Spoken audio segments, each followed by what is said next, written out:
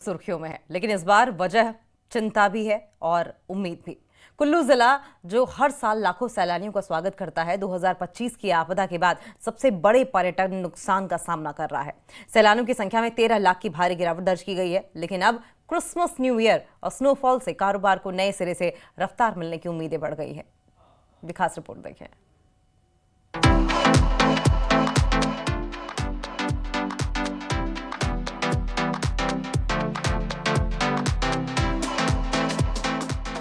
पर्यटन की रीढ़ माने जाने वाला कुल्लू जिला 2025 की भयानक आपदा के बाद आर्थिक झटका झेल रहा है। जहां 2024 में 35,51,000 से ज्यादा पर्यटक पहुंचे थे, तो वहीं इस साल ये संख्या घटकर 21,78,000 तक रह गई है। बारिश ने सड़क ढांचे को पूरी तरह क्षतिग्रस्त किया है, जिससे पर्यटक की आवाजाही प्रभावित हुई है। पर्यटन कारोबार से जुड़े हजारों लोगों के लिए ये गिरावट सिर्फ आंकड़ों के नहीं, बल्कि रोजगार और आजीविका की गहरी मार है। जिला पर्यटन विभाग के अधिकारी रोहित शर्मा ने बताया कि जुलाई, अगस्त और सितंबर की भीषण बरसात ने कुल्लू मनाली के रोड इंफ्रास्ट्रक्चर को बर्बाद कर दिया था। इसके चलते पर्यटक पहले की तरह यहां नहीं पहुंच पाए हैं। कई सड़कें बंद रही, सफर जोखिम भरा रहा और होटल ऑक्यूपेंसी तकरीबन आधी रह गई।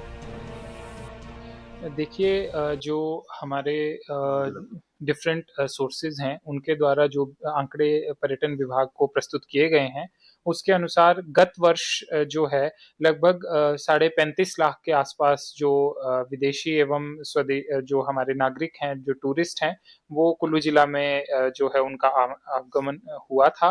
परंतु इस वर्ष थोड़ा जो बरसात रही, आपदा की वजह से रोड्स और इंफ्रास्ट्रक्चर को जो डैमेज पहुंचा है, तो उसकी वजह से जो हमारा टूरिस्ट इनफ्लो है, स्पेशली जो हमारे बरसात के महीने हैं जुलाई, अगस्त, सितंबर, उसमें जो है वो काफी गिरावट दर्ज की गई है।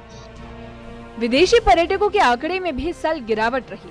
साल 2024 में जहां 13,000 से ज्यादा विदेशी सैलानी कुल्लू पहुंचे थे, तो वहीं 2025 में अक्टूबर तक ये संख्या घटकर 9,000 तक सीमित हो गई। विदेशी सैलानियों ने न आने से स्थानीय एडवेंचर एक्टिविटीज, गाइड्स और टूर ऑपरेटर पर सीधा असर पड़ा है। वहीं पर्वतीय साहसिक गतिविधियों जैसे ट्रैकिंग, रिवर राफ्टिंग और पैराग्लाइडिंग का कारोबार भी प्रभावित हुआ। परंतु इसमें एक उत्साहवर्धक बात ये है कि गत वर्ष के आंकड़ों को देखें तो नवंबर महीने में जो है ये ग्राफ थोड़ा अप हुआ है।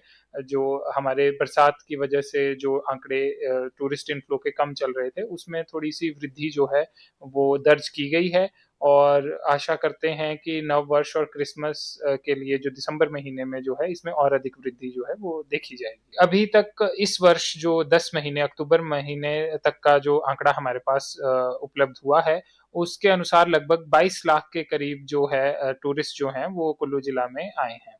तो ये पिछले वर्ष से तो स्वाभाविक रूप से इसमें कमी जो है वो दर्ज की गई।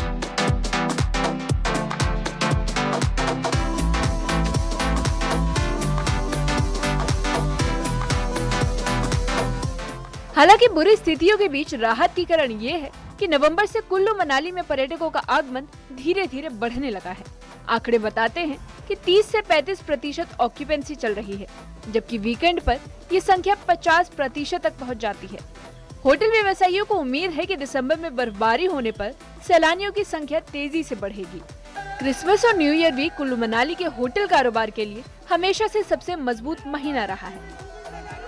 देखिए, जो हमारी मेजर होटल एसोसिएशंस हैं, चाहे वो मनाली सर्किट की बात हो या कसोल मणिकरण एरिया की बात हो, तो वहाँ पर जो हमारे जो सूत्र हैं, उनके द्वारा उपलब्ध सूचना के अनुसार जो होटल्स की रूम ऑक्यूपेंसी है, वो लगभग 30 से 35% है वीकडेज में, और वीकेंड्स में क्योंकि स्पेशली ज़्यादा इनफ्लो रहता है, तो 50% से तक जो है वो ऑक्यूपेंसी रहती है। उससे अधिक भी वृद्धि इसमें कई जगह देखी जा रही है। देखिए, स्नोफॉल एक बड़ी जो है वो अट्रैक्शन है टूरिस्ट के लिए, स्पेशली कुल्लू मनाली सर्किट में।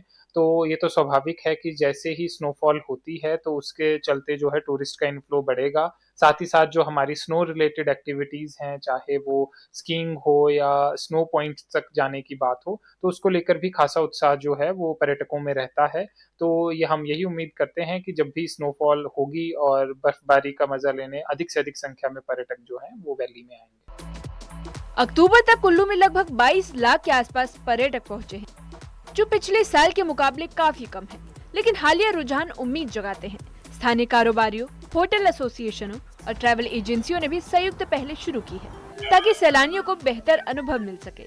तो वहीं कुल्लू, मनाली, मणिकरण और अन्य पर्यटन स्थलों की सुंदरता अभी भी लोगों को आकर्षित करती है। न्यूज़ 18 के लिए कुल्लू से तुलसी भारती की रिपोर्ट। वहीं हिमाचल के चंबा में बिजली के स्मार्ट मीटर्स को लेकर माहौल गर्म है। जहां एक तरफ सरकार डिजिटल अपग्रेडेशन की बात कर रही है, वहीं दूसरी तरफ उपभोक्ता और बिजली विभाग के कर्मचारी दोनों ही कई सवालों और चिंताओं के साथ खड़े दिखाई दे रहे हैं। क्या है लोगों की दुविधा और क्या वाकई बदलाव से पहले भरोसा और जानकारी जरूरी है? आइए दिखाते हैं आपको हमारी एक खास रिपोर्ट।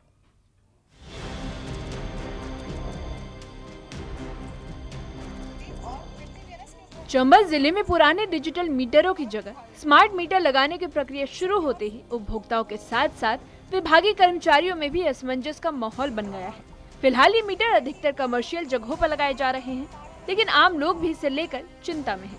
डिजिटल जागरूकता कम होने की वजह से ग्रामीण क्षेत्रों के लोगों को समझ नहीं आ रहा कि ये मीटर कैसे काम करता है और उनसे जुड़े फायदे और संभावित समस्याएं क्या हो सकती है।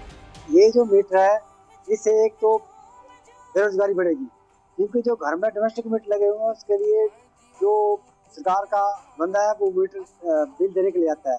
इसमें तो ये सारा काम डिजिटल होगा और जब ये खराब हो जाएंगे तो वो भी प्रॉब्लम पड़ेगी। जो हमारे मीटर की रीडिंग है उसको भी देखो, और जब इसकी स्मार्ट मीटर की रीडिंग आएगी तो गरीब आदमी तो इसे नहीं ले पाएगा, क्योंकि जब ये आसमानी बिजली या किसी भी कारण ये खराब हो जाते हैं, उड़ जाते हैं, सरकार को पहले लोगों से जितने भी उपभोक्ता हैं उनसे विचार विमर्श कर लेना चाहिए, तभी इसको शुरू करना चाहिए। हम इसमें रोड़ा नहीं टिका रहे हैं, कभी इसका विरोध नहीं कर रहे हैं। मीटर तो लगने चाहिए, लेकिन थोड़ा जनता का भी सहभागिता इसमें बहुत जरूरी होनी चाहिए, कि ताकि आगे आने वाले समय में लोगों को परेशानी न खाना पड़े। स्मार्ट मीटर एक आधुनिक सिस्टम है जो बिजली खपत को रियल टाइम में रिकॉर्ड करता है और सीधे विभाग तक पहुंचाता है। इसमें मैनुअल रीडिंग की जरूरत खत्म हो जाएगी और उपभोक्ता मोबाइल पर अपनी बिजली खपत कहीं से भी देख सकेंगे। प्रीपेड टॉपअप, वोल्टेज अलर्ट और बिलिंग में पारदर्शिता जैसे कई फायदे इस तकनीक के साथ जुड़े हैं, लेकिन इन लाभों के बावजूद लोगों में संशय है, क्योंकि जानकारी की कमी भरोसे को कमजोर बना रही है। सबसे बड़ी चिंता बिजली विभाग के उन कर्मचारियों की है जो सालों से घर घर जाकर मीटर रीडिंग का काम करते थे। स्मार्ट मीटर लग जाने के बाद उनका काम लगभग खत्म हो जाएगा, जिसके चलते वे असुरक्षित महसूस कर रहे हैं। कर्मचारियों ने उपायुक्त चंबा के माध्यम से मुख्यमंत्री सुखविंदर सिंह सुक्खू को ज्ञापन सौंपकर नौकरी असुरक्षा, आउटिंग रोकने और तकनीकी बदलाव के चलते रोजगार प्रभावित न होने की मांग उठाई है। बिजली विभाग में हमारे जो बिल डिस्ट्रीब्यूटर है, जो पर डे पर बिल के हिसाब से काम कर रहे हैं, बाकी पूरे हिमाचल में ये काम चल रहा है। तो आपने देखा होगा कि पूरे चंबा शहर में, चंबा के आसपास के इलाकों में स्मार्ट मीटरिंग शुरू हो गई है।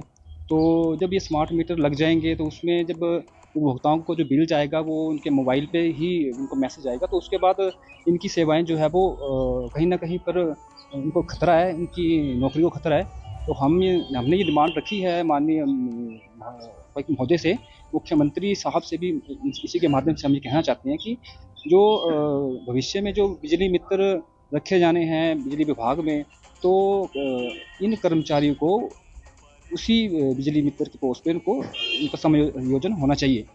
वहीं स्थानीय लोगों का कहना है कि वे स्मार्ट मीटर के खिलाफ नहीं है, लेकिन बिना पूरी जानकारी और समझ के इस तकनीक को लागू करना गलत होगा। ग्रामीण इलाके में डिजिटल समझ पहले से ही कम है और ऐसे में मीटर का संचालन, बिलिंग, रिचार्ज और फॉल्ट रिपोर्टिंग जैसे मुद्दों पर सवाल उठने लगे हैं। जो पहले लगे थे अब उसमें अपग्रेड किया है इन्होंने कुछ।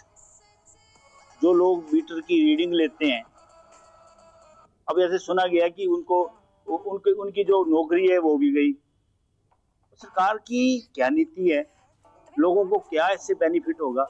और मेरे हिसाब से पहले एक बार जो चंबा के जैसे जो ज्योग्राफी जैसे जिस हिसाब से लोग यहाँ के रहते हैं, बहुत गांव, यानी चंबा पूरा हिंदुस्तान गांव में बसता है, पहले उनसे कुछ पूछना चाहिए, उनको कुछ पता भी है, उनके ध्यान में भी कुछ आनी चाहिए बात रोजगार के लिए। और बहुत सारी, और ये अपेक्षा रखते हैं चंबा वाले कि हमें जो बिजली यहाँ से पैदा होती है उसका बेनिफिट मिले। वो तो बेनिफिट कहाँ, जो नौकरियां दी हैं वो भी जाने वाली। इस हिसाब से ये जो मैंने सुना है कि स्मार्ट मीटर जो अभी अपग्रेड करके जो दोबारा लगा रहे हैं, सरकार के ऊपर भी खर्चा, लोगों के ऊपर भी खर्चा, पता नहीं कैसे होगा, क्या होगा, रिचार्ज करना पड़ता है, कुछ लोग बोलते हैं ऐसा होगा वैसा होगा। मेरा मतलब पहले इसको सबको अवेयर करो, सबके ध्यान में बात आए, तब जाके ये स्टेप सरकार को उठाना चाहिए। चंबा में स्मार्ट मीटर लगाने की प्रक्रिया अभी भी सवालों के घेरे में है। एक तरफ डिजिटल अपग्रेडेशन का विजन है, तो वहीं दूसरी तरफ सूचना की कमी, नौकरी जाने का डर और तकनीकी समझ का अभाव, इन सब ने माहौल को संवेदनशील बना दिया है।